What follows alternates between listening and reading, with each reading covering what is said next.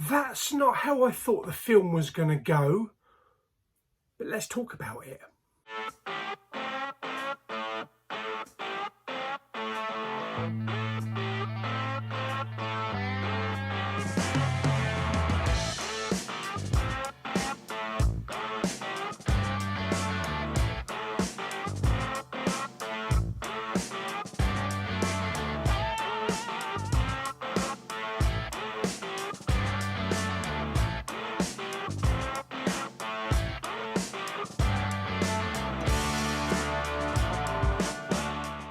Okay, so I've just got back from seeing Halloween Ends. Yes, the final in the Michael Myers series. All groovy baby. No, that's a different franchise altogether. I've read a lot of comments about this film, how people feel. It's mainly negative, and I believe probably most of the negativity on that comes from hardcore Halloween fans. And I can understand from their point of view why they dislike the film. Now, the film starts 4 years after the events of Halloween Kills. The town has died down now. There's been no sight of Michael Myers for the last couple of years. Laurie Strode has relaxed, she's chilled out, she's now living in a nice little house, and she's starting to write her memoirs about Michael and the whole history that they've had together. Hopefully writing a best-selling Pulitzer Prize novel, yes, like Lois Lane. Also the granddaughter, Alison, she's working in a surgery. She's moved on with her life now, so the whole town is getting back to normal. But enter the story a newcomer called Corey. Yes, he's kind of like the town's loser. After an unfortunate incident babysitting earlier, he's looked down at and frowned at and bullied by various people in the town. He feels like an outcast. But it's not long before he forms a friendship with Alison.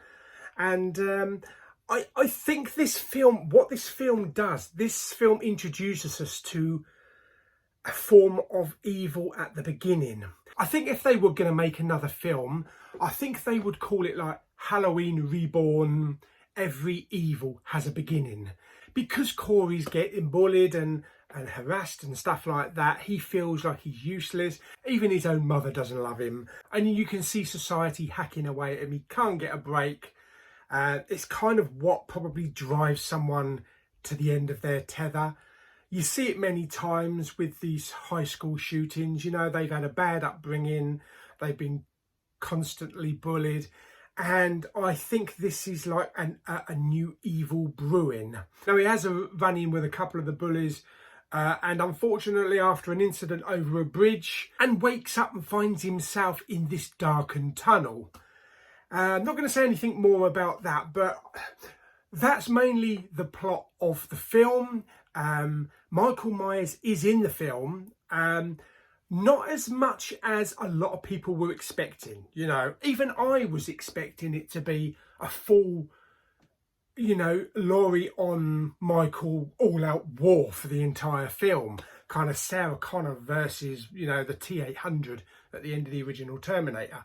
But that's not the direction the film went. This one went for a more psychological and haunting kind of like rebirth of maybe a character that could potentially end up following in Michael's footsteps. One thing that I was thinking is that after however many Halloween films there's been, really you can't have every single film where Michael Myers is just endlessly killing. I know a lot of people would like that, but you've got to have a kind of a different break. You've got to have a different take on it. I believe Halloween 3 did that with Season of the Witch. But it was nice to concentrate on Laurie's character and the daughter and how life is starting to get back to normal in Haddonfield. I thought the pacing was okay. It wasn't too bad.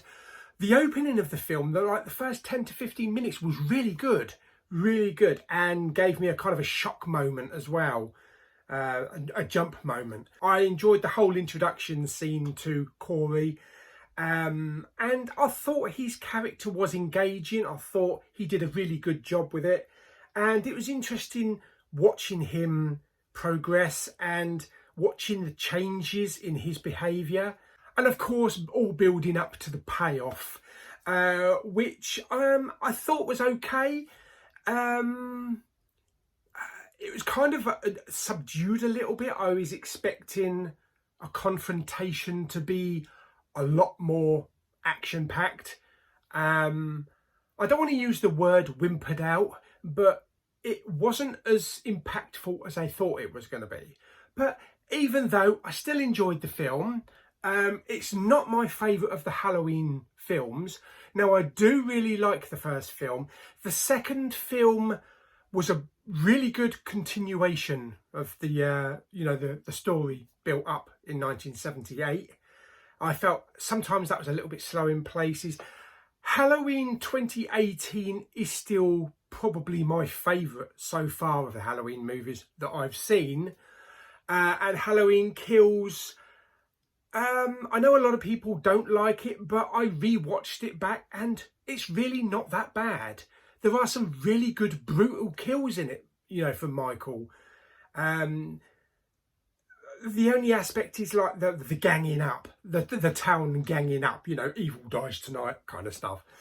But I thought, overall, I thought it was an okay film. So this kind of like 2018 goes up there like that. Halloween Kills goes down a bit, and then Halloween Ends. It does go down at the end, but it was still an enjoyable film. Still had my attention for a good part of an hour and 45 to 2 hours. And I thought it was a fitting closure to the film. There's not really anywhere else that they could have gone. I had thought, I kind of had an idea 3/4 into the film how it was going to go, but it didn't. And I could have seen potential spin-offs. You might have had the same conclusion as well. But for a hardcore Halloween fan, yes, I can understand why you don't like it. And it might be because I'm not a hardcore, die-hard Halloween fan. That might be why I'm okay with it, why I like it. I wouldn't say love it, but why it's a good film. Yeah, I mean, that's how I feel anyway. So I hope you enjoyed the video. Like the video by giving it some thumbs up. I haven't rated it yet, have I? Oh dear. Well, it wasn't a crap film. For me, it wasn't a crap film. It wasn't bad. I'm going to give it a solid 6 out of 10. Get your knives out. Looks a bit rude, doesn't it? Yeah, I'm going to give it a solid 6 out of 10, I think. But I had fun with it anyway. Yeah, so there we go. I hope you enjoyed the video. Don't forget to subscribe, comment and share, and I'll see you on the next video very soon. Bye-bye.